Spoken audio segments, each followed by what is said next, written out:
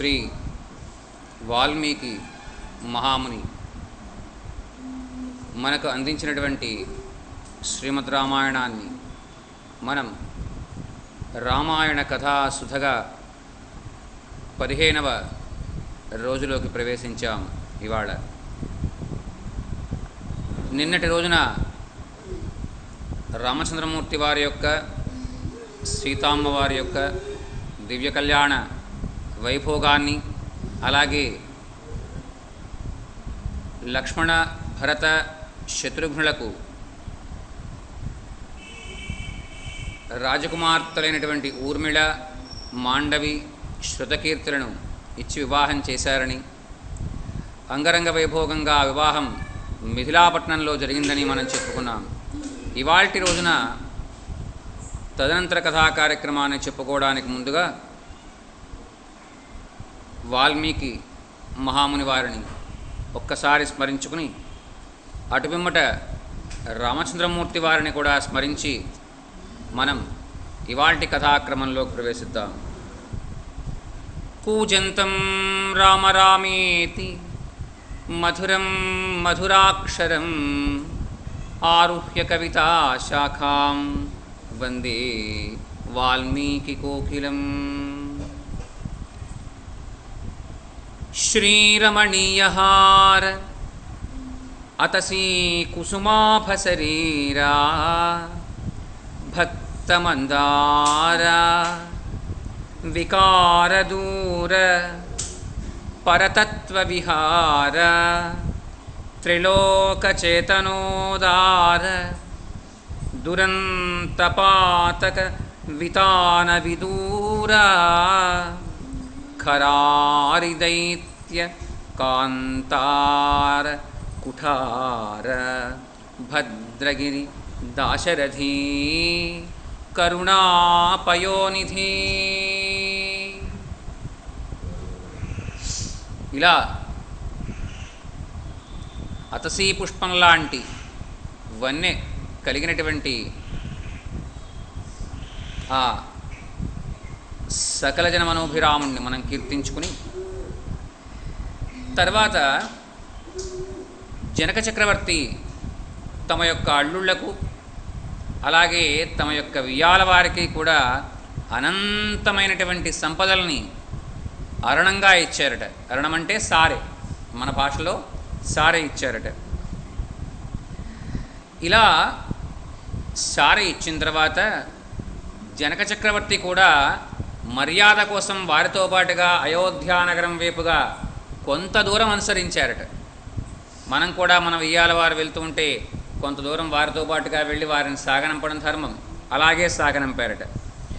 ఇంకా ఏమి అరణంగా ఇచ్చి ఉంటారు జనక చక్రవర్తి అంటే, ఆ నలుగురు వధువులకు కూడా అపరిమితమైనటువంటి బళ్ళ సంఖ్యలో రత్నాల యొక్క రాసుల్ని పంపించారట వాళ్ళతో పాటుగా.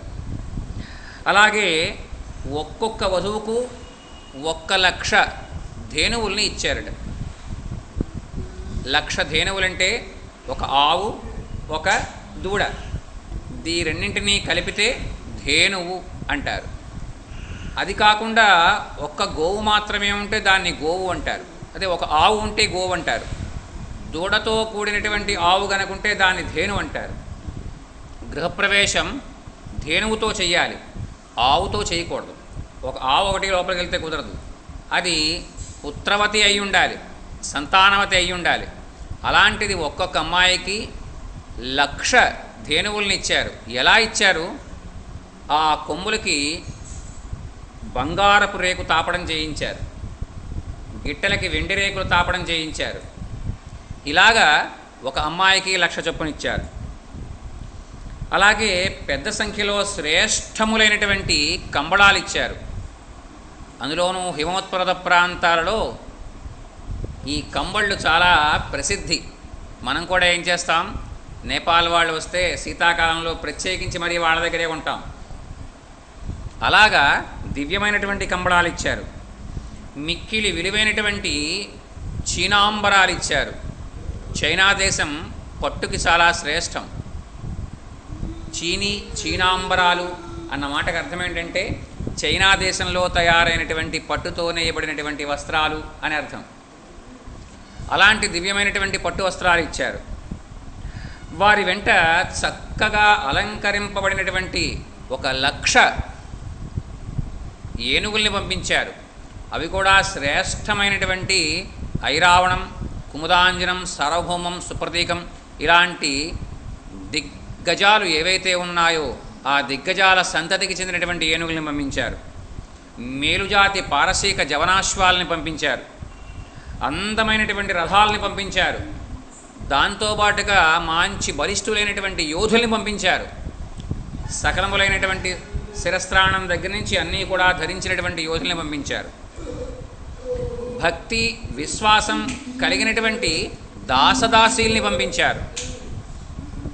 ఇంకా పుష్కలంగా వెండి, బంగారం, ముత్యాలు, పగడాలు ఇలాంటి వాటిని కన్యా అరణంగా పంపించారట ఆ అమ్మాయిల నలుగురితో పాటుగా దశరథ మహారాజుతో.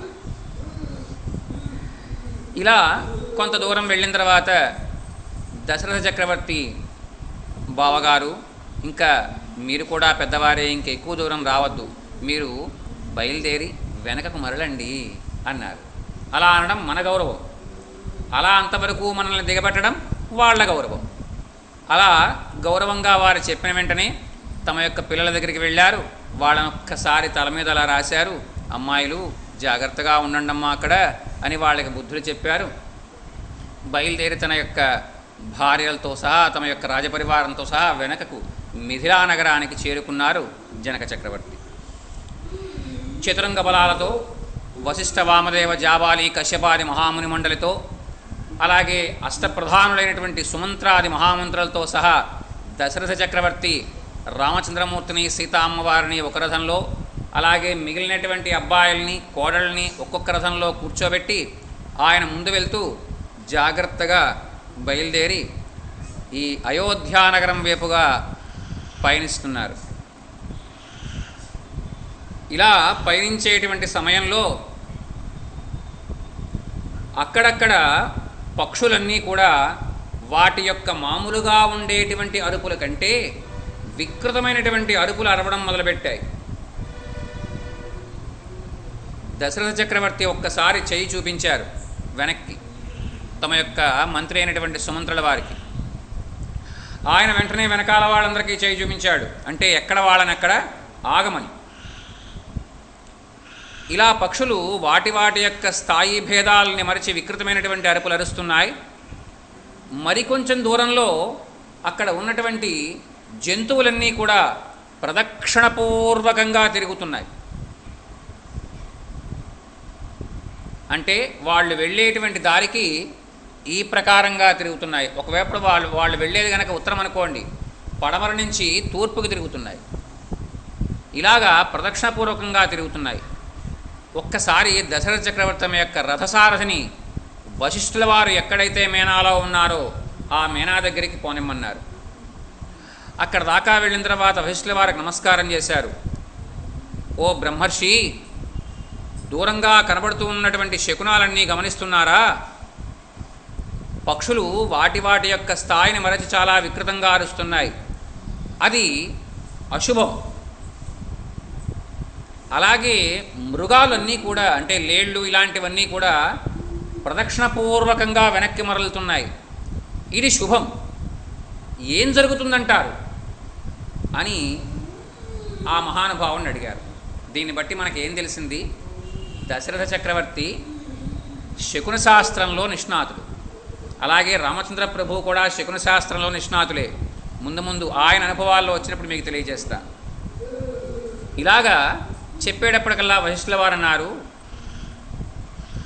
ఓ మహారాజా, ఒక చాలా దారుణమైనటువంటి ఆపద మనం ఎదుర్కోబోతున్నాం. అలాంటి దారుణమైనటువంటి ఆపద ఆ పరమాత్మ యొక్క నిర్హేతుకమైనటువంటి కృప వల్ల రావడం, తొలగిపోవడం ఏకకాలంలో జరుగుతాయి. మనకి శుభం కలుగుతుంది, మీరు భయపడకండి అన్నారు. కానీ ఎక్కడో దశరథ చక్రవర్తి యొక్క మనస్సులో పీకుతూనే ఉంది. ఎందుకని? ఆయన వయస్సులో ఉన్నటువంటి చక్రవర్తి కాదు, 60,000 సంవత్సరాల పండు ముదుసలి వయస్సులో ఉన్నాడు ఆయన. ఈ వయస్సులో ఆయన ఏ రకమైనటువంటి ఉత్పాతాలకి కూడా తట్టుకోలేడు. అలా ఉన్నటువంటి ఆ చక్రవర్తికి ఆయన యొక్క ఊహ నిజమే అన్నటువంటి సూచనలన్నీ కూడా చుట్టుపక్కల ప్రాంతాల్లో కనిపించబోతున్నాయి. ఎప్పుడైతే ఇలా దశరథ చక్రవర్తి ఊహిస్తున్నారో భూమి ఒక్కసారిగా గజగజ వనకడం మొదలుపెట్టింది. రథాలు, అశ్వాలు, అలాగే ఏనుగులు ఒక్కసారిగా ఘీంకరించాయి. అశ్వాలన్నీ కూడా సకిలించాయి. రథాలన్నీ కూడా ఒక్కసారి అలా కదిలి ఆగాయి. దాంతో భయం వేసింది అందరికీ కూడా. వారి వారి యొక్క రథాల నుంచి, ఏనుగుల నుంచి కూడా దిగి కింద నుంచున్నారు. మరికొంతసేపటికి ప్రళయకాల జంఝామారుతం రావడం మొదలుపెట్టింది. గాలి అంతా కూడా సుడులు తిరిగిపోతోంది. బ్రహ్మాండమైనటువంటి ఊడలు వేస్తోంది గాలి అంతా కూడా. మరికొంతసేపటికల్లా చాలా దూరంగా ఎక్కడో బ్రహ్మాండమైనటువంటి దుమ్ము పైకి లేచింది. ఆ లేవడం సూర్యకాంతి వారికి కనబడ్డానికి వీల్లేనంతగా కప్పివేసింది. చుట్టుపక్కల ప్రాంతాలన్నీ కూడా చీకట్లు అనుకున్నాయి. మరికొంతసేపటికి వెళ్ళే మార్గం అడవి మార్గమేమో, వాళ్ళు చాలా బ్రహ్మాండమైనటువంటి మొదళ్ళు కలిగినటువంటి ఆ చెట్లన్నీ కూడా కూకటి వేళ్లతో సహా పైకి లేచి పక్కకు పడిపోతున్నాయి. వీరందరికీ కూడా భయంగానే ఉంది. ఏం జరగబోతోందో, ఏ పక్క నుంచి ఏం ముంచుకొస్తోందో కూడా అర్థం కావటం లేదు. పోనీ వచ్చేదేమన్నా కనబడితే కొంచెం ఓహో ఇదా అనుకోవచ్చు. ఆ వచ్చేదేంటో కూడా కనబడట్లేదు. అలాంటి బ్రహ్మాండమైనటువంటి ఆ ధూళితో నిండిపోయినటువంటి ప్రదేశంలోంచి మెరుపులు మెరిసినట్లుగా అనిపించింది వాళ్ళందరికీ కూడా. సూర్యకాంతులు ఎప్పుడో మరుగుపడిపోయాయి. సూర్యుడు కానీ నేల మీదకి దిగిపోయాడేమో అనుకుంటున్నారు వాళ్ళందరూ కూడా. ఆ మెరుపుల వెనకాల నుంచి ఒక మహానుభావుడు ముందుకొచ్చాడు.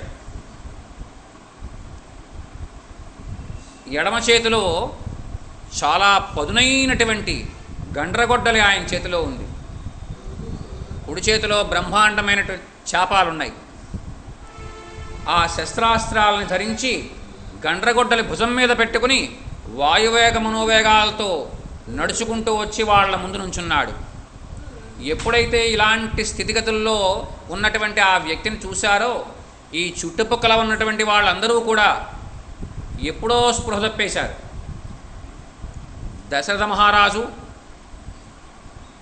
ఆ వశిష్ఠుల వారు, వామదేవుల వారు, జాబాలి, కశ్యపులు, వీళ్ళు రామ, లక్ష్మణ, భరత, శత్రుఘ్నులు తప్ప మిగిలిన వారందరూ కూడా స్పృహ తప్పేశారు. దీనికి ఆయన యొక్క దివ్యమైనటువంటి తేజస్సుని చూడలేక కళ్ళన్నీ కూడా బైర్లు కమ్మాయి. చేష్టలు ఉడిగిపోయారు.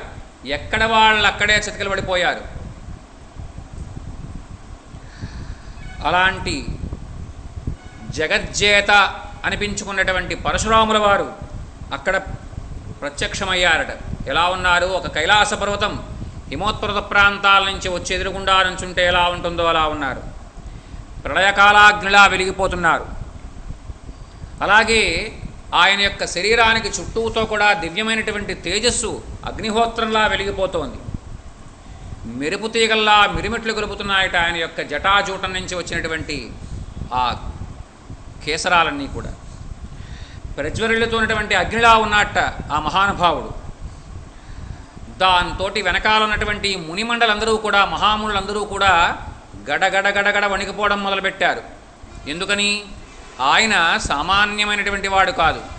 అలాంటి వాడు ఎక్కడో తపస్సు చేసుకుంటూ ఉన్నటువంటి చోట అలాంటి వాడు ఈ ప్రదేశంలోకి ఎందుకు వచ్చాడు అనుకుని వీళ్ళందరూ కూడా అలాగే వణుక్కుంటూ ఆయన దగ్గర దాకా వెళ్ళడానికి ముందుగానే రామ రామ రామ రామ అనుకుంటూ భజన చేసుకుంటూ వెళ్ళారట ఆయన దగ్గరికి. ఎందుకని? కనీసం శాంతిస్తారేమో. ఏ రామ? శ్రీరామ కాదు, పరశురామ. ఆ మహానుభావుణ్ణి అలా స్తోత్రం చేసుకుంటూ వెళ్ళారు. ఈయన పూర్వకాలంలో క్షత్రియుడైనటువంటి కార్తవీర్యార్జునుడు ఇతని యొక్క తండ్రి అయినటువంటి జమదగ్నిని సంహరించగా ఆ తండ్రిని చంపారనేటువంటి క్రోధంతో కార్తవీర్యార్జునుని సంహరించి ఆ తర్వాత ఆ క్రోధం చల్లారక క్షత్రియ మండలాన్ని అంతటినీ కూడా 21 సార్లు వెతికి అందరినీ కూడా సంహరించినటువంటి వాడు. ఆ క్షత్రియుల యొక్క రక్తంతో పెద్ద పెద్ద చెరువులు ఏర్పరిచి ఆ చెరువుల్లోంచి దోసిట్లో రక్తాన్ని తీసుకుని ఆ తండ్రికి తర్పణాలు వదిలినటువంటి వాడు. అలాంటి వాడు అస్త్ర సన్యాసం చేశాడు అని మనం విని ఉన్నాం కదా. మరి పరశువు ధరించాడు, ఈ శస్త్రాస్త్రాలు ధరించాడు, ఇక్కడికి వచ్చాడేంటి అని చెప్పి వీళ్ళందరికీ కూడా ప్రాణాలు చిక్కబడిపోయాయి. దాంతో అర్ఘ్యపాద్యాది ద్రవ్యాలన్నీ కూడా ఆయన దగ్గరికి తీసుకువెళ్ళారు. మొత్తానికి భయపడుతూనే ఉన్నారు కానీ నోట మాట పెగలడం లేదు. ఆ రామారామ అండం పైకంటున్నారో లోపల అనుకుంటున్నారో కూడా తెలియడం లేదు. మొత్తానికి అనడం మాత్రం అంటున్నారు. ఇలా తన చుట్టూతా నిలబడినటువంటి ఋషులందరి యొక్క చేతిలో ఉన్నటువంటి ఆ ఫలాల్ని నీటిని కూడా అలా చెయ్యవేశాడు ఆ మహానుభావుడు. అంటే అర్థం ఏంటండి? స్వీకరించాను అని అర్థం. ఆ తర్వాత దశరథ చక్రవర్తి కేసి తిరిగాడు ఆయన. ఆయన తర్వాత రామచంద్రమూర్తి కేసి తిరిగారు. ఓ దశరథరామా అని పిలిచారు. రామచంద్రమూర్తి ఒక్క అడుగు ముందుకేశారు.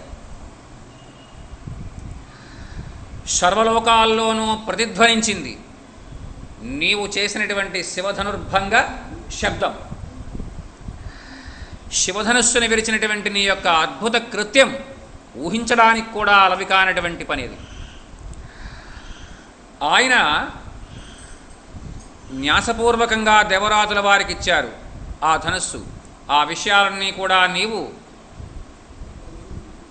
వారి యొక్క పురోహితుల వారైనటువంటి శతానందుల వారి వల్ల విని ఉన్నావు. ఇదిగో ఈ నా చేతిలో ఉన్నటువంటి ధనుస్సు చూడు. ఈ ధనుస్సుని గనక నీవు ఎక్కుపెట్టి దీనికి గనక చాపాన్ని తొడిగి, ఈ చాపానికి గనక బాణాన్ని తొడిగి నీవు సంధించగలిగితే నేను నీతో యుద్ధం చేస్తా, ఏమంటావు అన్నాడు ఆయన. ఆ రాముడికి ఇంకా మీసాలు కూడా రాలేదు, నూనూగు మీసాలు కూడా రాలేదు రామచంద్రమూర్తికి. అప్పటికి 12 సంవత్సరాలు నిండినటువంటి ప్రాయం కలవాడు ఆయన. ఈయనో అప్పటికి 100 సంవత్సరాల ప్రాయం కలిగినటువంటి వాడు. 1000 సంవత్సరాలు పరశురాముల వారంటే. ఎలాంటి పరశురాముల వారో ఎప్పటి వారో చెప్తాను వినండి. వీరి యొక్క తండ్రి గారిని కార్తవీర్యార్జున చక్రవర్తి సంహరిస్తాడు. జమదగ్నిని సంహరిస్తే ఆ తల్లి అయినటువంటి రేణుకాదేవి గుండెలు బాదుకుంటూ ఏడుస్తుంది ఆవిడ. అలా దిక్కులు పిక్కటిల్లేట్లా అరుస్తుంది, రామా రామా రామా రామా అని. ఆవిడ 21 సార్లు గుండెలు బాదుకుని అరిచిందిట ఆవిడ.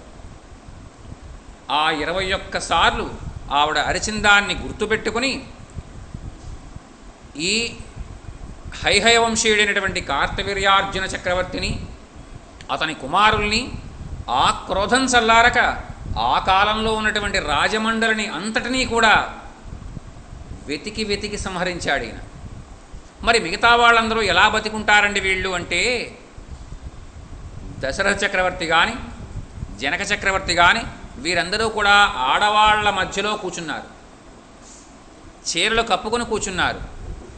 అందువల్ల ఎప్పుడైతే వాళ్ళు స్త్రీలుగా వాళ్ళు ప్రకటించుకున్నారో అటువంటి వాళ్ళని ఏమీ చేయలేదు, చిన్న పిల్లల్ని ఏమీ చేయలేదు, వదిలిపెట్టేశారు. ఎవరైతే వయసులో ఉన్నారో వాళ్ళందరినీ కూడా తనదైనటువంటి ఆ కరకు గండ్రగొడ్డలకి ఎరేశారు. అలాంటి ఆ భార్గవరాముడు ఎదురుకుండా వచ్చేప్పటికల్లా దశరథ చక్రవర్తికి చేతులు కాళ్ళు వణికిపోయాయి. ఆ పండు ముదసలి వయస్సులో అడుగులో అడుగేసుకుంటూ తడబడుతూ ఆయన ముందుకు వెళ్ళాడు. ఓ భార్గవరామా, నీకు క్షత్రియుల మీద కోపం పోయింది అని నేను విని ఉన్నానయ్యా. మరి ఇలాంటి మహాక్రోధం నీకు ఎలా కలిగింది? ఓ మహానుభావ, నీవు బ్రాహ్మణోత్తముడు కదా, నా పిల్లలు పసివాళ్ళయ్యా, వాళ్ల మీద జాలి చూపించవయ్యా.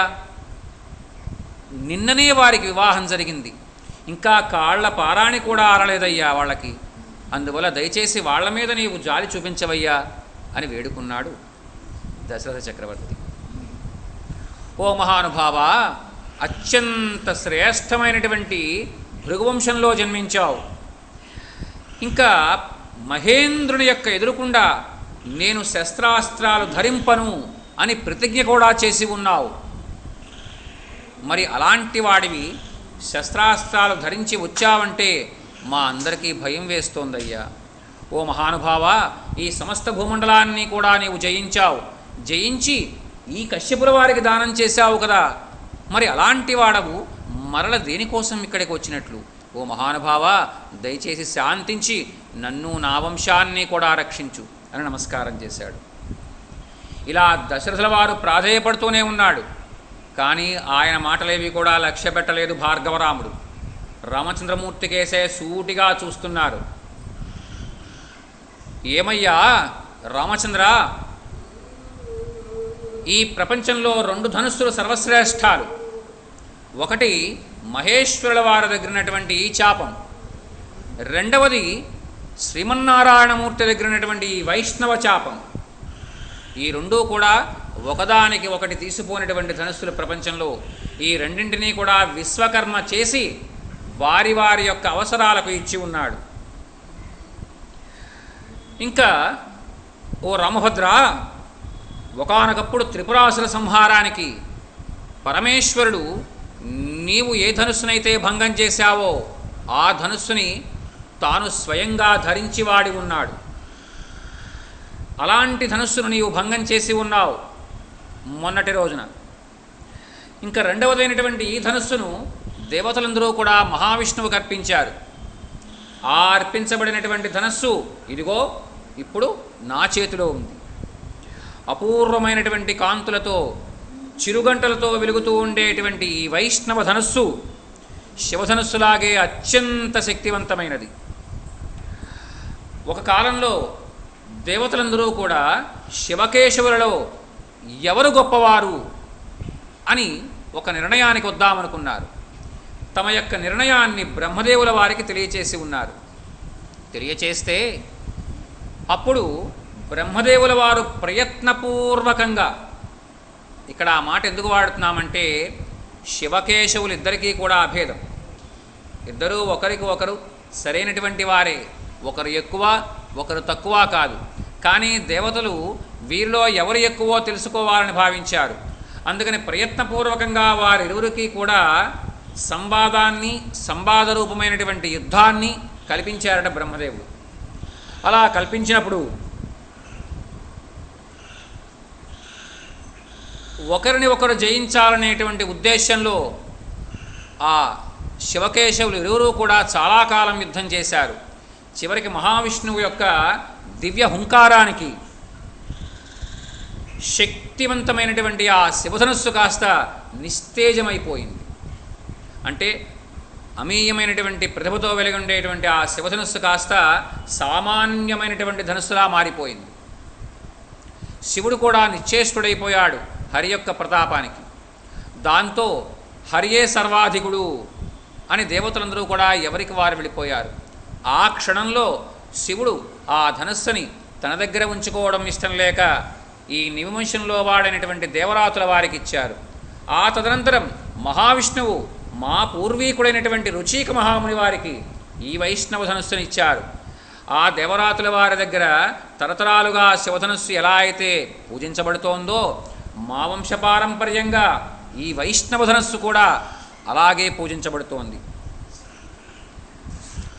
అలాంటి వైష్ణవ ధనస్సుని నీ ముందు నుంచోబెడుతున్నాను. ఈ వైష్ణవ ధనస్సు కనుక నీవు ధరించి అస్త్రాన్ని సంధించగలిగినట్లయితే నీతో నేను యుద్ధం చేయడానికి అంగీకరిస్తాను. ఏమంటావు అన్నాడు ఆయన దిక్కులు పిక్కటిల్లేట్లా ఉండేటువంటి తన యొక్క మేఘగంభీర స్వరంతో. అప్పటి వరకు రామచంద్రమూర్తి ఏమీ మాట్లాడలేదు. ఆ మహానుభావుడు చెప్తున్నటువంటి అన్ని మాటలు కూడా శ్రద్ధాభక్తులతో వింటున్నారు.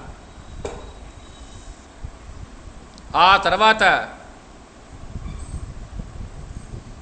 ఎందుకు రామచంద్రమూర్తి ఏమీ మాట్లాడలేదు, మాటకి మాట ఎందుకు సమాధానం చెప్పలేదో ఆలోచిద్దాం. పక్కనే వశిష్ఠ మహాముని ఉన్నారు, తర్వాత జాబాలి, కశ్యప ఇత్యాది మహానుభావులున్నారు, ఒక పక్కన తండ్రి ఉన్నాడు, తండ్రి ప్రాధేయపడుతున్నాడు.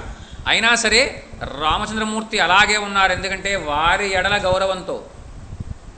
ఎప్పుడైతే పరశురాముల వారు ఇలాగా నువ్వు నాతో యుద్ధం చేస్తావా అని సవాల్ విసిరితే, ఒక క్షత్రియుడైనటువంటి వారు ఎదురులో ఉన్నటువంటి వారు ఎవరైనా సరే గనక అలాంటి మాట అంటే దాన్ని వెంటనే ఎదుర్కోగలిగి ఉండాలి. క్షాత్రత్వం అంటే అదే. అందుకని రామచంద్రమూర్తి వెంటనే సమాధానం చెప్తున్నారు. బ్రహ్మర్షివైనటువంటి ఓ పరశురామా, నీ తండ్రిని వధించినటువంటి కార్తవీర్యార్జునుని మీద పగ తీర్చుకోవడం, ఆయనని సంహరించడం, అలాగే ఆ కాలంలో ఉన్నటువంటి క్షత్రియ మండలంతటినీ కూడా సంహరించగలగడం, ఒక కొడుకుగా నీవు నీ తండ్రికి చేసినటువంటి అమోఘమైనటువంటి సేవ, దీన్ని నేను ప్రశంసిస్తున్నాను అని ఒప్పుకున్నారు. మొదటి మాట, పరశురాముల వారు చేసింది ఖచ్చితంగా సబబే అని రామచంద్రమూర్తి కూడా అంగీకరించారు. మీరు ఏదైతే చెయ్యాలో మీ తండ్రికి దాన్ని మీరు చేసి ఉన్నారు, దానికి నేను మిమ్మల్ని మెచ్చుకుంటున్నాను. ఓ భార్గవా, కానీ నీవు నన్ను పరాక్రమం లేనివానిగా, ధనుస్సుని ధరించలేనివానిగా, ధరించిన దానికి శరాన్ని సంధించలేనివానిగా నీవు నన్ను అంటున్నావు చూశావా, ఇది నేను అంగీకరించను. ఎందుకని? నీవు బ్రాహ్మణవు, నీవే అలా మాట్లాడగలిగితే క్షత్రియుడైనటువంటి నేను ఆ మాటకి సహించి ఊరుకుంటానా? ఈ రాముడు ఎన్నడూ కూడా అలాంటి దాన్ని సహించడు అని ఆయనకి సమాధానం ఇచ్చారు. సరే ఓ భార్గవరామ, నీవే అన్నావు కదా, నీ వైష్ణవ చాపాన్ని గనక నేను ధరించగలిగినట్లయితే ఆ తదనంతరం నాతో యుద్ధం చేస్తానన్నావు. ఏది ఆ చాపాన్ని నా చేతికంది, నేను ధరించి నీకు చూపిస్తాను. ఆ తర్వాత ద్వంద్వయుద్ధంలో ఎవరమో తెలుసుకుందాం అని చేయి చాచారు రామచంద్రమూర్తి. అటుపక్క నుంచి పరశురాముల వారు కూడా తన యొక్క చాపాన్ని అందించారు. ఎప్పుడైతే ఆయన కుడి చేత్తో చాపాన్ని రామచంద్రమూర్తికి అందించడం, రామచంద్రమూర్తి కుడి చేత్తో ఆ చాపాన్ని అందుకోవడం, ఈ రెండు సందర్భాలని కూడా చూడడం కోసమే దేవతాగణాలన్నీ కూడా సిద్ధంగా ఉన్నాయట విమానాల్లో. ఎందుకని? పరిత్రాణాయ సాధూనాం వినాశాయ చ దుష్కృతాం ధర్మ సంస్థాపనార్థాయ సంభవామి యుగే యుగే. ఇది కృష్ణ పరమాత్మ మనకి భగవద్గీతలో చెప్పినటువంటి శ్లోకం. ఈ శ్లోకం చెప్పడానికి కొన్ని లక్షల కోట్ల సంవత్సరాల నుంచి ఈ శ్లోకాన్ని ఆయన ఆచరిస్తున్నారు. అలాగా ఆ రామచంద్రమూర్తి, ఆ దశరథరాముడు భూలోకంలో అవతరించడానికి ముందుగానే ఈ భార్గవరాముడు ఆ నారాయణాంశతో అవతరించి దుర్మార్గులైనటువంటి రాక్షసులందరినీ కూడా దునుమాడాడు. అలా దునుమాడి తన యొక్క అవసరం ఈ పృథ్వీ మండలానికి తీరిపోయింది అని తెలుసుకున్నవాడై ఈ రామచంద్రమూర్తి దగ్గరికి వచ్చి తన యొక్క ధనుస్సును రాముల వారికి అందించడం అనేది నెపం. ఆ నెపానికి శివధనుస్సుని విరవడం ఒక కారణం. ఆ శివధనుస్సుని విరిచినటువంటి రామచంద్రమూర్తికి ఈ వైష్ణవ చాపాన్ని అందించడం కోసం అది విరవబడ్డం కూడా ఒక నెపం. ఇలాగా ఆ పరశురాముల వారి దగ్గర నుంచి ఆ వైష్ణవ చాపాన్ని తీసుకున్న తర్వాత రామచంద్రమూర్తి ఎలాంటి వారో ఒక్కసారి మీకు తెలియచేస్తాను. రాముడు 64 కళల్లోనూ నిష్ణాతుడు, అలాగే చదువులలో మేటి. ఆ కాలానికి సంబంధించినవి, అంతకు ముందు కాలాల్లో జరిగినటువంటి విషయాలు అన్నీ కూడా ఆయనకు కరతలామలకం. ఆయనకి తెలియనటువంటి విషయాలు, తెలుసుకోవలసిన విషయాలు కూడా లేవట. అన్నీ కూడా గురువుల దగ్గర నేర్చుకున్న దాన్ని ఆయా కాలమాన పరిస్థితులను బట్టి ఉపయోగించడంలో నేర్పరి రామచంద్రమూర్తి. ఆయన ఎలా నేర్పరో ఈ సంఘటనలోనే తెలిసిపోతుంది. ఓ భార్గవరామా, నీవు సకల భూమండలాన్ని కూడా నిక్షత్రియం చేసిన తర్వాత కశ్యప ప్రజాపతికి నీవు భూమండలానంతటినీ కూడా దానం చేశావన్న సంగతి నాకు తెలుసు. అలాగే కశ్యప ప్రజాపతి దానం తీసుకున్న తర్వాత నీవు నాకు దానం చేయబడినటువంటి భూమిలో ఉండడానికి వీల్లేదు అని ఆయన కోరారు. నీవు మరుక్షణం మహేంద్రగిరి పర్వతాలకు, హిమాలయ పర్వత ప్రాంతంలో ఉన్నటువంటి మహేంద్రగిరి పర్వతాలకు నీవు వెళ్ళిపోయావు. నీకు వాయువేగ మనోవేగాలతో అడుగులు వేయగలిగినటువంటి శక్తి ఉంది, అది నేను ఎరుగుదును. అలాగే నీవు అస్త్రం సంధించమన్నావు, ఇదిగో వైష్ణవ చాపం నీవు తెచ్చిందే. అలాగే నీ యొక్క అక్షయ తూణీరాల్లోంచే బాణం తీశాను, ఇదిగో బాణాన్ని సంధించాను. బాణం సంధించిన తర్వాత ఈ దివ్యమైనటువంటి వైష్ణవ బాణం నిరుపయోగంగా ఉండడానికి వీల్లేదు, ఏం చేయమంటావు అని అడిగారు రామచంద్రమూర్తి. అప్పటికి ఆ మహానుభావుడే ఇక్కడ ఇలలో దశరథరాముడుగా దిగి వచ్చాడన్న సంగతి ఆయన గ్రహించేశారు. అప్పటికే గ్రహించి, ఓ రామభద్ర, నీ నిర్ణయం ఏంటి అని అడిగారు. అప్పుడు రామచంద్రమూర్తి 2 ఆప్షన్లు ఇచ్చారు, అవకాశాలు 2 ఇచ్చారు. మీకు వాయువేగ మనోవేగాలతో ఒక చోటు నుంచి మరొక చోటకి వెళ్ళగలిగేటువంటి అవసరం ఉంది. అలాగే మీరు చిన్ననాటి నుంచి కూడా సంపాదించుకున్నటువంటి అనంతకోటి పుణ్యరాశులు ఒక పక్కన ఉన్నాయి. మీ గమన వేగాన్ని కొట్టైనా బాణంతో, మీ పుణ్యరాశుల్ని కొట్టైనా ఆలోచించండి అని రామచంద్రమూర్తి అవకాశం ఇచ్చారు. రామచంద్రమూర్తి తన జీవితంలో చాలామందికి ఇలాంటి అవకాశాలు ఇచ్చారు. కానీ కృష్ణ పరమాత్మ మాత్రం అవకాశాలు ఇవ్వరు. అక్కడికక్కడికి తెగేయడం తప్పితే ఇంక మళ్ళీ తర్వాత ఎప్పుడు ఆలోచిద్దాం, ఇంకోసారి ఆలోచిద్దాం, ఒక అవకాశం ఇచ్చూద్దాం అని రాముడే చూస్తాడు. ఇక్కడ రామచంద్రమూర్తి 2 అవకాశాలు ఇచ్చారు. మీ పుణ్యాన్ని కొట్టేస్తాను బాణంతో, లేదా మీ గమన వేగాన్ని కొట్టేస్తాను. ఏం చేయమంటారంటే అప్పుడు పరశురాముల వారు అన్నారు, ఓ రామభద్ర, నా పుణ్యరాశులనే కొట్టేయి, నేను మళ్ళా సంపాదించుకుంటాను, కానీ నా గమన వేగాన్ని మాత్రం నీవు అడ్డుకోకు అని చెప్పి రామచంద్రమూర్తి వారికి చెప్పారు. అలా చెప్పిన తర్వాత ఏమన్నారు ఆయన? ఒక్క మాట చెప్పారట, అక్షయం మధుహంతారం జానామి త్వాం సురేశ్వరం ధనుషోస్య పరామర్శాత్ స్వస్తితేస్తు పరంతప. ఓ మహానుభావ, ఎప్పుడైతే నీవు ఈ ధనుస్సును అందుకున్నావో నా దగ్గర నుంచి, ఈ ధనుస్సుని నా దగ్గర తప్ప మరొకరు ఎవరైనా ధరించారంటే వారు నారాయణమూర్తి మాత్రమే ధరిస్తారు.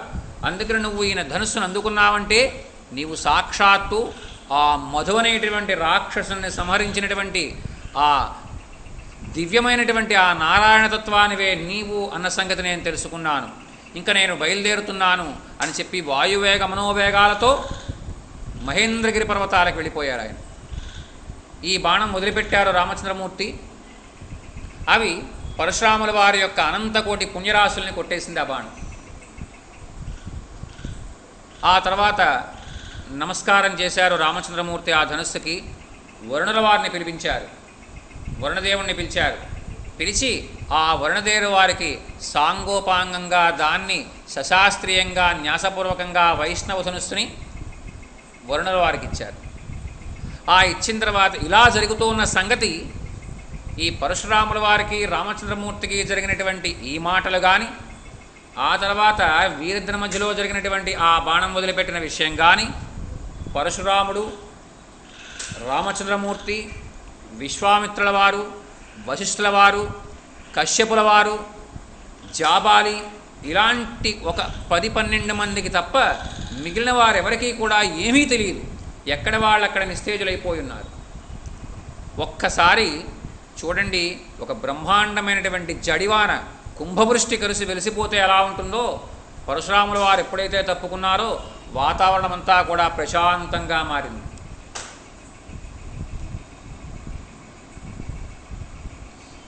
ఆ తర్వాత అప్పటిదాకా కూడా తన యొక్క వీరగంభీర స్వరూపాన్ని చూపించినటువంటి రామచంద్రమూర్తి ఆ స్థితినంతటినీ కూడా అలా అలా అలా అలా వెనక్కి తీసుకున్నారట. మళ్ళా 12 ఏళ్ల పిల్లవాడు తండ్రి ముందు ఎలా నుంచుంటాడో అలాగే నుంచున్నాడు ఆయన. నుంచుని నాయనగారు అని పిలిచారు. అప్పటికి ఎప్పుడైతే రామచంద్రమూర్తి యొక్క పిలుపు నాయనగారు అని చెవులమ్మట పడిందో ఒక్కసారి కళ్ళు తెరిచి ఆ ఎదురుకుండా ఉన్నటువంటి రామచంద్రమూర్తి యొక్క ఒళ్ళంతా తడువుకున్నట్టు ఆయన. నాయనా రామ, ఏం కాలేదు కదా, ఏం కాలేదు కదా, భార్గవుడు నిన్ను ఏం చెయ్యలేదు కదా అన్నట్టు ఆయన. ఆ తర్వాత రామచంద్రమూర్తి అన్నారు, నాయనగారు, మహానుభావులైనటువంటి పరశురాముల వారు వెళ్ళిపోయారు కనుక మీ అధీనంలో ఉన్నటువంటి చతురంగ బలాలని కూడా అయోధ్యానగరం వైపుగా వెళ్ళడానికి మీరు అనుమతిస్తే మేమందరం బయలుదేరుతాం అన్నాడు. ఇప్పుడు తండ్రికి ఎంత గౌరవం ఇచ్చాడా మహానుభావుడు! ఎంతటి గౌరవాన్ని తండ్రికి ఇచ్చారు ఆయన. పరశురాముళ్లాంటి వాణ్ణి నుంచోబెట్టేశారు ఒక 5 నిమిషాల క్రితం. మళ్ళా ఇప్పుడు తండ్రి యొక్క అనుమతి వేడుతున్నాడు ఆయన. నాన్నగారండి, మీరు బయలుదేరదామంటే బయలుదేరదామండి అని. అలా ఆ తర్వాత అప్రతిహతంగా ఏ అడ్డులు లేకుండా అందరూ కూడా అయోధ్యానగరాన్ని చేరుకున్నారు. అయోధ్యానగరాన్ని చేరుకోవడమేంటి, అయోధ్యానగరంలో ఉన్నటువంటి ప్రజలందరూ కూడా వాళ్ళ ఇళ్లల్లో పెళ్ళిళ్ళు జరిగినట్లుగానే భావించారట. అందరి ఇళ్ల ముందు మామిడి తోరణాలు కనబడుతున్నాయి. బ్రహ్మాండమైనటువంటి కోటీశ్వరులేమో ప్రజలందరూ కూడా అంగరంగ వైభోగంగా అలంకరించారు. రకరకాల దీపాల వరుసలు ఏర్పాటు చేశారు. ఆ రామచంద్రమూర్తి మిగిలిన పరివారం అంతా రావడానికి గంధంతో, మేలిమి గంధంతో నీళ్లు చిలకరించారు దుమ్ము లేవకుండా. అలాగే దివ్యమైనటువంటి పేలాలని జల్లించారు వారు జాగ్రత్తగా రావడానికి. అలాగే చుట్టుపక్కల ప్రాంతాలన్నీ కూడా చాలా అందంగా అలంకరించబడ్డాయి. వారందరూ కూడా రాచనగరకు ప్రవేశం చేశారు. ప్రవేశం చేస్తే ఈ 3 మహారాణులు కూడా తమ యొక్క దగ్గర ఉన్నటువంటి కాంతల చేత ఆ వచ్చినటువంటి కోడళ్ళందరికీ కూడా చక్కగా రకరకాలైనటువంటి హారతులన్నీ కూడా ఇప్పించారు. కుడికాలు లోపలికి పెట్టించారు. పెట్టించి వాళ్ళ సాంప్రదాయం ఏంటయ్యా అంటే, ఒక కుండలో, బంగారపు కుండలో ధాన్యాన్ని పోసి ఆ ధాన్యాన్ని కాలితో తన్నించడం లోపల వైపు. అలా లోపల వైపు కాలితో తన్నించారు. ఇదే ఆచారం మీరు మన హిందీ టీవీ సీరియల్స్ కనుక చూస్తే దానిలో కూడా మీకు అదే చూపిస్తారు. వాళ్ళు ఇంటిలోకి వచ్చినటువంటి కొత్త కోడలు ఆ ధాన్యాన్ని లోపలికి వేయడం. అలాగే కొంతమంది ఏం చేస్తారంటే ధాన్యం పట్టుకుని ఇలా పైకి ఎగరవేస్తారు. అలా ఒక్కొక్క ప్రదేశాలని బట్టి ఆచార సాంప్రదాయాలు ఉంటాయి. అలా చేయించారు, లోపలికి తీసుకువెళ్ళారు. ఆ తర్వాత ఒక నెల్లాళ్ల పాటు సాగింది. ఆ తర్వాత భరతుల వారిని పిలిపించారు దశరథ చక్రవర్తి. నాయనా, మీ మేనమామగారు, మీ తాతగారు మిమ్మల్ని చూడాలంటున్నారు. అందువల్ల మీ మేనమామ వివాహానికి పూర్వమే వచ్చి ఉన్నారు యథాజిత్తు. అందువల్ల నీవు ఆయనతో పాటుగా వెళ్ళి మీ తాతగారికి ఆనందం కలగచేయవయ్యా అంటే, భరతుల వారిని ఎన్నడూ కూడా వదిలిపెట్టి ఉండనటువంటి శత్రుఘ్నుడు కూడా ఆయనతో పాటు వెళ్తానన్నారు. అలా వాళ్ళిద్దరినీ పంపించారు. కానీ పంపించినాటండి ఆయనకి బెంగగానే ఉందటండి. నలుగురు 4 దిక్పాలకుల్లా ఉంటారట, రామలక్ష్మణ భరతశత్రుఘ్నులు. అందులో ఇద్దరు వెళ్ళేటప్పటికల్లా దశరథుల వారికి బెంగగా అనిపించింది. భరతుల వారికి కూడా అక్కడికి వెళ్ళారటే కానీ లోపలంతా కూడా ఆ పండు ముదుసలి వయస్సులో తండ్రి సేవ చేసుకుంటూ ఇక్కడ ఉండడానికి అవకాశం లేకపోయిందే అని బాధపడ్డాట ఆయన కూడా. ఇంకా వేదాలలో ఏవైతే చెప్పబడినటువంటి ధర్మాలున్నాయో ఆ ధర్మాలని యథాతథంగా పాటిస్తూ రామలక్ష్మణులు ఇరువురు కూడా తమ 3 తల్లులకు, అలాగే తమ తండ్రి అయినటువంటి దశరథ చక్రవర్తికి సపర్యలు చేసుకుంటూ వారి యొక్క జీవితాన్ని గడుపుతున్నారు. అలాగే ఎలాంటి పరాకు లేకుండా, ఆలస్యం లేకుండా వారికి ఏమేం కావాలో అవన్నీ చేస్తున్నారు. ఇలాగా రామచంద్రమూర్తి వారి యొక్క సౌశీల్యానికి, ఉదాత్త ప్రవర్తనకు దశరథ చక్రవర్తి మురిసిపోతున్నారట. ఆనందానికి పట్టపగ్గాలు లేకుండా పోతున్నాయి దశరథుల వారికి. ఇంకా నిర్మల మనస్కుడైనటువంటి ఆ రామచంద్రమూర్తి వారి యొక్క అంతఃకరణం, హృదయం నిండా కూడా ఆ దివ్య సుకుమారి అయినటువంటి సీతామ్మవారే నిండి ఉన్నారట. జనక చక్రవర్తి వారికి ఎన్నోసార్లు కృతజ్ఞతలు చెప్పుకుంటూ ఉంటారట రామచంద్రమూర్తి. ఎందుకని? అలాంటి స్త్రీమూర్తిని తనకు భార్యగా చేసినందుకు.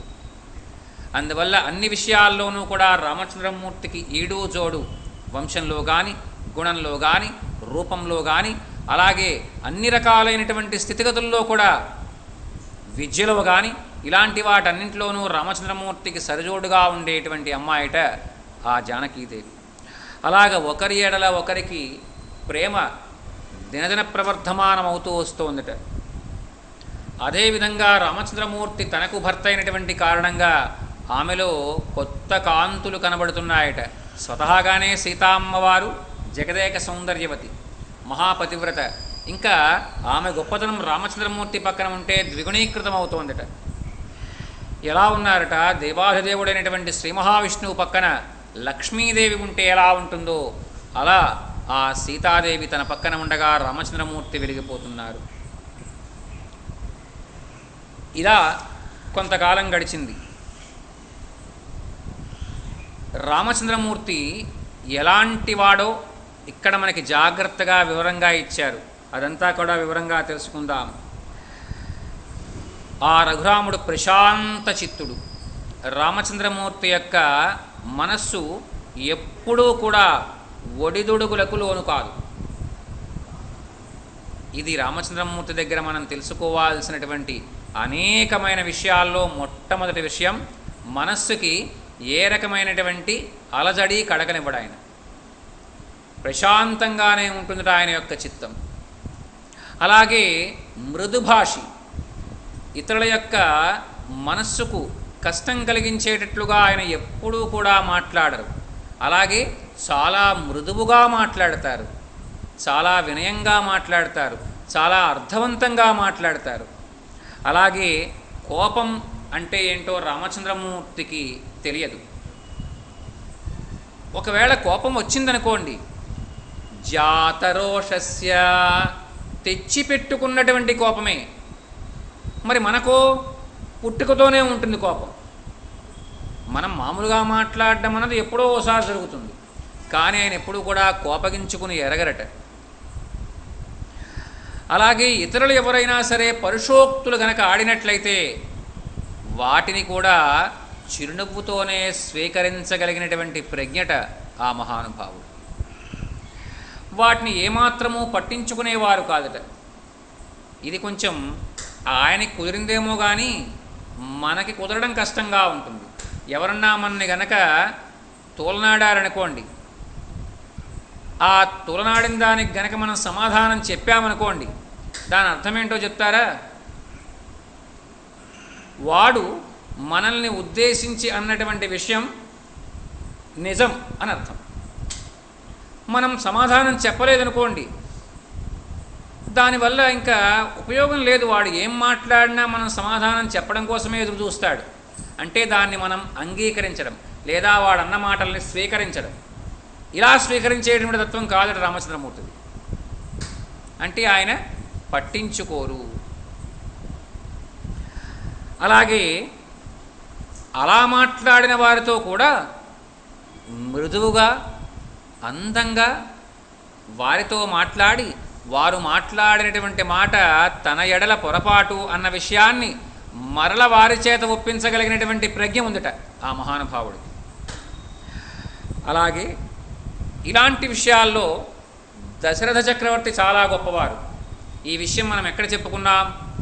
జనకుల వారు అమ్మాయి కన్యాదానం గురించి మాట్లాడితే, కన్యాదానం కన్యాదాతల యొక్క ఇష్టం, మీరు ఎలా అయితే ఏ సమయంలో ఇస్తామంటే ఆ సమయంలో తీసుకుంటామని చాలా తెలివితేటలుగా సమాధానం చెప్పారు ఆయన. అలాంటి ప్రజ్ఞే ఆ జ్యేష్ఠుడైనటువంటి రామచంద్రమూర్తి వారి దగ్గర ఉంది. అలాగే రామచంద్రమూర్తి అస్త్రాన్ని అభ్యసించడం, రకరకాలైనటువంటి శస్త్రాస్త్రాలని అభ్యాసం చేసేటువంటి వాటిల్లో విరామాలు వస్తాయి. చూడండి, 1 గంట 2 గంటలో మనం నేర్చుకోవడం అయిన తర్వాత 1 పావు గంట గనక ఆ నేర్చుకునేటువంటి దానికి గనక విరామం ఇస్తే, ఆ విరామంలో ఈయన ఏం చేసేవారట, పెద్దలెవరన్నా ఉంటే వారి దగ్గరికి వెళ్ళి వాళ్ళ దగ్గర నుంచి మంచి విషయాలు అడిగేవారట, మంచి మంచి విషయాల్లో మాట్లాడేవారట, వాళ్ళ దగ్గర నుంచి తెలుసుకునేవారట. ఇలాగా నేర్చుకునేటప్పుడు ఉన్నటువంటి విరామ సమయాల్లోనే అలా ఉపయోగిస్తే మిగిలిన సమయాల్లో రామచంద్రమూర్తి వేరే వాటి జోలికి వెళ్తారా? వెళ్ళరు. మిగిలిన సమయాల్లో కూడా ఇలాంటి వాటిని తెలుసుకోవడానికి ఉపయోగించేవారట. ఎలా గడిపేవారు రామచంద్రమూర్తి అంటే, సదాచార సంపన్నులతో మిక్కిలి సూక్ష్మమైనటువంటి ధర్మాల గురించి మాట్లాడేవారట. అలాగే సున్నితమైనటువంటి విషయాల గురించి మాట్లాడేవారట. జ్ఞానవృద్ధులు ఎవరైనా ఉన్నట్లయితే వహిష్ఠాదులతో వేదాంతపరమైనటువంటి విషయాలను చర్చించేవారట. అలాగే సజ్జనులైన వారు ఎవరన్నా కనుక వయోవృద్ధులు వస్తే స్వాగత సత్కారాలు ఎలా ఎలా చెయ్యాలో వాళ్ళ దగ్గర నుంచి నేర్చుకునేవారట. అలాగే సంప్రదాయంగా ఉన్నటువంటి విషయాలు ఎలా ఎలా వర్తించాలో, పెద్దల ఎడల ఎలా ఉండాలో, పిన్నెల ఎడల ఎలా ఉండాలో నేర్చుకునేవారట. అలాగే ఇలాగ తన యొక్క జీవితంలో ఎక్కువ భాగాన్ని ఇలాంటివి తెలుసుకోవడం కోసం ఉపయోగించారట. రామచంద్రమూర్తి ఎలాంటి పరిస్థితుల్లోనూ కూడా అసత్యాన్ని పలికి ఉండలేదు. ఇది మనం ఆయన దగ్గర తెలుసుకోవాల్సిన అతిపెద్ద గొప్ప విషయం. ఆయన సకల విద్యాపారంగతుడు, అన్ని విద్యల్లోనూ కూడా ఆరితేరినటువంటి మహానుభావుడు. అలాగే సత్శీలత్వం కలిగిన వారు ఎవరైతే ఉన్నారో వారికి, అలాగే జ్ఞాన వయోవృద్ధులకు గౌరవాన్ని ఇచ్చేవారు. ప్రజలందరినీ కూడా వాత్సల్యంతో పేరు పేరున పలకరించగలిగినటువంటి ప్రజ్ఞ రాముల వారి దగ్గర ఉందట. అయోధ్యానగరంలో ఎంతమంది ఉన్నారో అంతమంది యొక్క పేర్లు కూడా ఆయనకి తెలుసు. ప్రతివారిని పేర్లతో పలకరించేవారట. ఎవరైనా దుఃఖంతో ఉన్నట్లుగా అనిపిస్తే వారి యొక్క దుఃఖాన్ని తాను కూడా పొందినట్లుగా భావించి వారితో పాటుగా దుఃఖించేవారు. ఆయన క్రోధాన్ని జయించినటువంటి వారు. కోపం అనేది రామచంద్రమూర్తికి లేదు. అలాగే వేదవిధులు ఎవరైనా వస్తే వారికి ఎదురుకుండా వెళ్ళి గౌరవప్రదంగా వారిని తీసుకొచ్చేవారట. అలాగే దీనులందరినీ కూడా తన స్థాయికి మించి ఆదుకునేవారట. వారి యొక్క కష్టాలలో నిత్యము కూడా నియమనిష్టలు పాటించేవారట. సూర్యోదయాత్ పూర్వం స్నానం, సంధ్యానుష్ఠానం, హోమాలు ఇవన్నీ కూడా ఎప్పుడూ ఆయన వదిలిపెట్టబడి ఉండలేదు. అలాగే కలలో కూడా పరుల సొత్తును ఏమాత్రం ఆశించినటువంటి వారట రామచంద్రమూర్తి. ఎవరు శుచి అంటే ఇక్కడిచ్చారు, యోర్థే శుచి సహి శుచి నమృద్వారి శుచి శుచి. ఇది మనుస్మృతిలో ఉన్నటువంటి ఒక మంత్రం. ధన విషయంలో పవిత్రంగా ఉండేవాడిని నిజమైనటువంటి శుచి అని చెప్తారు. వాడు పరిశుద్ధుడు అని ఎప్పుడు అనిపించుకుంటాట? ధనం విషయంలో పద్ధతిగా నడుచుకునేటువంటి వాడు ఒకడు మాత్రమే పరిశుద్ధుడు. అలాగే శరీర మాలిన్యం కడిగేసుకున్నంత మాత్రాన పూర్తిగా శుచి అయినట్లుగా తలపరాదు. వాడి మనస్సులో మాలిన్యం పోగొట్టుకుని ఉండాలి. అలాగే అపకారికి కూడా ఉపకారం చేయగలిగినటువంటి వాడే గొప్పవాడు. అలాంటి వారుట రామచంద్రమూర్తి. రామచంద్రమూర్తి మానసికంగా, శారీరకంగా చాలా ఆరోగ్యంగా ఉండేటువంటి వారట. మనం శారీరకంగా ఆరోగ్యంగా ఉండొచ్చు, కానీ మానసిక ఆరోగ్యం మనకి ఉండదు. కానీ ఆయన మానసిక ఆరోగ్యం కూడా కలిగినటువంటి వారు. అలాగే యువకుడు, ప్రశస్తంగా మాట్లాడేవారట. అలాగే దృఢగాత్రుడు, శరీరంలో ఉన్నటువంటి అవయవాలు ఎక్కడెక్కడ ఏ ఏ అవయవాలు ఎంతెంత ప్రమాణంలో ఉండాలో అంతంత ప్రమాణంలో ఉన్నటువంటి వాడు. లోకంలో ఉన్నటువంటి పురుషుల యొక్క అభిప్రాయాలన్నీ కూడా సమగ్రంగా తెలిసినటువంటి వారు. రామచంద్రమూర్తి ఎదురుకుండా ఎవరన్నా నుంచుంటే వాళ్ళ లోపల ఏముందో కూడా కనిపెట్టగలిగినటువంటి ప్రజ్ఞ ఆయనది. అలాగే మహారాజకుమారుడైనటువంటి ఆ రఘురాముడు ఉత్తమోత్తమైనటువంటి గుణాలకు పెన్నిధి. ఎలాంటి కళంకము లేనటువంటి వాడు. అలాగే శుభప్రదములైనటువంటి ఉత్తమమైనటువంటి మాతాపితృవంశాలకు ప్రతీకైనటువంటి వాడు. ఎలాంటి పరిస్థితుల్లోనూ ఏమాత్రము తొణకనటువంటి మనస్తత్వం కలవాడు. ధర్మశాస్త్రాల్లో పేర్కొనబడినటువంటి రీతిగా ధర్మార్థ కామాల్ని ఆచరించేటువంటి వాడు. అలా ఆచరించడానికి విషయాల్ని గ్రహించేటువంటి వారు. అలాగే అనుక్షణం తాను తన యొక్క ఆలోచనల్ని కూడా ద్విగుణీకృతం చేసుకునేటువంటి వాడు. ఇలాగా తన యొక్క ఉద్దేశ్యాలని ఎప్పుడూ ఎవరి దగ్గర కూడా బహిరంగంగా చెప్పేవారు కాదట. ఇతరులు ఏం మాట్లాడుకుంటున్నారో మాత్రం తాను శ్రద్ధగా వినేవారట. దాని నుంచి వివేచనతో వితర్కించుకునేవారట. అందులో నుంచి హంస పాలని నీళ్ళని ఎలా వేరు చేస్తుందో అలా వాళ్లలో ఉండేటువంటి మంచి విషయాలని తాను ఆకలింపు చేసుకునేవారట. ఇంకా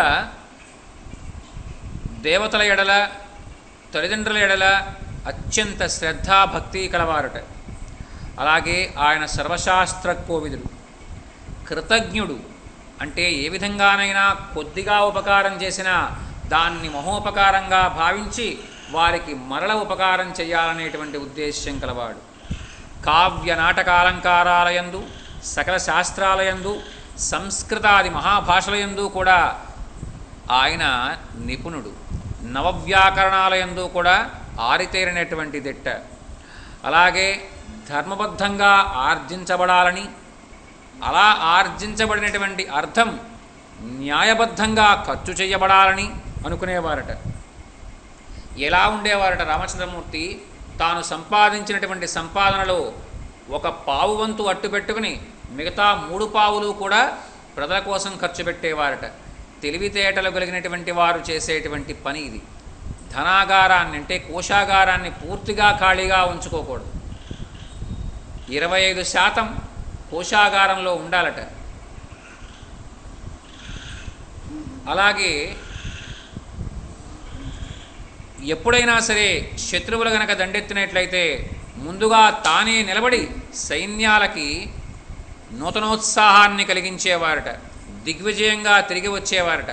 దిగ్విజయాత్ర చేయడానికి వెళ్ళి వచ్చిన తర్వాత రాజమార్గాలలో ప్రవేశిస్తే కనబడిన వారందరినీ కూడా, మీ వాళ్ళు ఎలా ఉన్నారు, మీ అమ్మాయికి వివాహం చేశారు కదా, అమ్మాయి మళ్ళా వచ్చిందా, ఎలా ఉంటుంది, పిల్లవాళ్ళని ఎత్తుకుందా లేదా, ఇలాంటివన్నీ కూడా గుర్తుపెట్టుకుని మరీ అడిగేవాట ఆయన. అంటే ప్రజలతో అంతగా మమేకమైనటువంటి రాజు మరి ఒకరు లేరు. ఎందుకంటే ఇప్పటిదాకా రాజ్యాన్ని రామరాజ్యం అన్నమాటే ఉంది తప్ప ఎంతోమంది చక్రవర్తులు ఆయన ముందు ఉన్నారు, ఆయన తర్వాత ఉన్నారు. ఎవరి పేరుతోనూ కూడా రాజ్యం మాట లేదు. ఆయన మొట్టమొదటగా అసూయ లేనివాడు. ఇది ఒకటి చాలా గొప్ప అవసరమండి ప్రతివారికి కూడా. అసూయ ఎటువంటి పరిస్థితుల్లోనూ కూడా ఉండకూడదు. అలాగే కోపానికి లోను కానివాడు, గర్వం లేనివాడు, మాత్సర్యం లేనివాడు. అసూయకి మాత్సర్యానికి చాలా దగ్గరగా అనిపించేస్తుంది, ఒకేలా ఉంటాయి. అసూయ అంటే ఏంటో తెలియచేస్తాను. అసూయ అంటే ఇతరులలో ఉన్నటువంటి గుణాలని మనం దోషాలుగా చూడడం. ఇంకా మాత్సర్యం అంటే వాళ్ళ యొక్క గొప్పతనాన్ని చూసి ఓర్వలేకపోవడం. అంటే మనకి చేత కాదు ఆ రేంజ్కి వెళ్ళడం, కానీ వాడిని ఏదో రకంగా ఇబ్బంది పెట్టేటువంటి మనస్తత్వంలోకి తీసుకురావడం. అలాగే ఎవరిని కూడా ఏమాత్రము కూడా అవమానించినటువంటి తత్వంట ఆయనది. సత్వ రజ తమో గుణాలకి అతీతుట్టా మహానుభావుడు. శుద్ధ సత్వ ప్రతీకట రామచంద్రమూర్తి అంటే. ఇలాంటి ఉత్తమోత్తమైనటువంటి గుణాలు కలిగినటువంటి తన యొక్క కొడుకుని చూచుకుని ఆ మహానుభావుడు ఎక్కడ లేనటువంటి ఆనందాన్ని పొందేవారట. అలాగే సహజంగానే అతిలోక సుందరుడు. మనం చెప్పుకుంటున్నాం మంగళ శ్లోకంలో, పుంసాం మోహన రూపాయ. మగవాళ్ళకు కూడా రామచంద్రమూర్తిని చూస్తే ఒక్కసారి బిగియారా కౌగలించుకోవాలనిపించేటువంటి అందంటది. అలాంటి అందమైన వాడు. అలాగే ఇలా ఉండి అందరి చేత కూడా మేలుని మెచ్చుకోబడుతూ ఉన్నటువంటి రామచంద్రమూర్తి వారిని చూసిన తర్వాత దశరథ చక్రవర్తికి ఒక ఆలోచన కలిగింది. తనక 60,000 సంవత్సరాల యొక్క ముదిమి వయస్సు దాటింది. ఇంకా శరీరమా మాటిమాటికి చిన్న చిన్న విషయాలకే ఊగిపోతోంది. కర్ర ఉంటే కానీ నడవలేనటువంటి పరిస్థితిలోకి వస్తోంది. అలాగే ఉన్నతమైనటువంటి సింహాసనానికి మెట్లని ఎక్కడానికి కూడా మరి ఒకరి ఆధారం అవసరం కావాల్సి వస్తోంది. అందువల్ల తాను ఇలా ఉన్నప్పుడే ఆ రామచంద్రమూర్తిని సింహాసనం మీద కూర్చోబెట్టి అలా సింహాసనంలో కూర్చున్నటువంటి ఆ పట్టాభిరాముణ్ణి చూసుకోవాలి అని భావించారట దశరథ చక్రవర్తి. ఇది దశరథుల వారు భావిస్తే సరిపోదు, దాన్ని మంత్రిమండలంతా అంగీకరించాలి. అలాగే తమ యొక్క సామంతరాజులందరూ కూడా అంగీకరించాలి. ఆ కాలంలో ఎన్ని దేశాలు ఈ కోసల మహాసామ్రాజ్యం ఏలుబడిలో ఉన్నాయో వారందరూ అంగీకరించాలి, ముఖ్యంగా ప్రజలు అంగీకరించాలి. అందువల్ల ఆయన ఏం చేశారట, తమ యొక్క మంత్రిమండలితో తన యొక్క ఆలోచన చెప్పారట. వాళ్ళు మహారాజా మీ యొక్క ఆలోచన బాగుంది అనగానే తమ సామంతరాజులు ఏ ఏ ప్రదేశాలలో ఉన్నారో వారందరినీ కూడా పిలిపించమన్నారు. సకల ముని ఋషి మండలందరినీ కూడా పిలిపించమన్నారు. తమ రాజ్యంలో ఉన్నటువంటి ఆ కోసల రాజ్యంలో ఉన్నటువంటి ప్రధాన పరగణాలు, ఆ పరగణాల యొక్క అధ్యక్షులు, అలాగే తమ యొక్క అయోధ్యానగరంలో ఉన్నటువంటి ప్రాంతాలు, ఆ ప్రాంతాలకు ఉండేటువంటి ఎవరైతే అధికారులు ఉన్నారో వాళ్ళు అందరూ కూడా ఫలానా రోజున సమయానికి సభలో అందరూ కూడా ఉండాలి అని హుకుం జారీ చేశారు. అంటే వాళ్ళందరితోనూ చర్చిస్తారన్నమాట. ఏ దశరథ వారు రామచంద్రమూర్తి నేను యవ్వరాజ్య పట్టాభిషేక్తుని చేస్తాను అని ఆయనంతటా ఆయన చెప్పేస్తే ఎవడన్నా కాదంటాడా? ఆ ధైర్యం ఉందా? కానీ ధర్మం, అది ధర్మం. అంతేగాని మనకు నచ్చిన వాడిని అక్కడ కూర్చోబెట్టడం కాదు, ప్రజలు మెచ్చిన వాడిని అక్కడ కూర్చోబెట్టాలి. అందుకని రామచంద్రమూర్తి గురించి ప్రజలు ఏమనుకుంటున్నారు? అతను సరిపోతాడని అనుకుంటున్నారా? నిజంగానే అతడు రాజ్యాన్ని పరిపాలించగలిగినటువంటి నేర్పు కలవాడని అనుకుంటున్నారా? ఇలాంటివన్నీ కూడా ఆయన అడగదలుచుకున్నారు. అందువల్ల ఈ రోజున దశరథ చక్రవర్తి యొక్క ఉద్దేశ్యాన్ని తెలుసుకున్నాం. రేపటి రోజున ప్రజల ముందు ఆయన ఆ ఉద్దేశ్యాన్ని ఎలా పెడతారో, ప్రజలు దానికి ఎలా ప్రతిస్పందిస్తారో రేపటి రోజు కార్యక్రమంలో తెలుసుకుందాం. మంగళం కోసలేంద్రాయ మహనీయ గుణాత్మనే చక్రవర్తి తనూజాయ సార్వభౌమాయ మంగళం. వేద వేదాంత వేద్యాయ మేఘశ్యామలమూర్తయే పుంసాం మోహనరూపాయ పుణ్యశ్లోకాయ మంగళం.